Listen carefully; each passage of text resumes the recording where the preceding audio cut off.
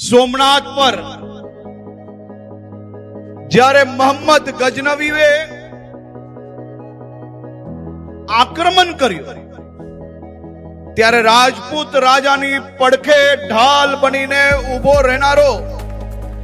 અને સોમનાથની રક્ષા કાજે હસતા મોડે શહીદ થનારો મારો વેગડો ભીલ હતો. આદિવાસી સમાજનો ગૌરવ હતો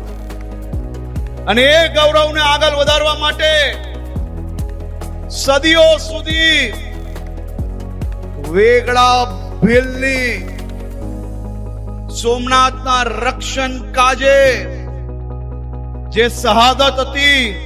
એ આવનારી પેઢીઓ બી ના ભૂલે તે માટે રાજ્ય સરકાર દ્વારા આ વર્ષે આપણા સોમનાથ દાદાની 1000 વર્ષની આ અતૂટ આસ્થાનું પર્વની ઉજવણી હમણાં થઈ રહી છે.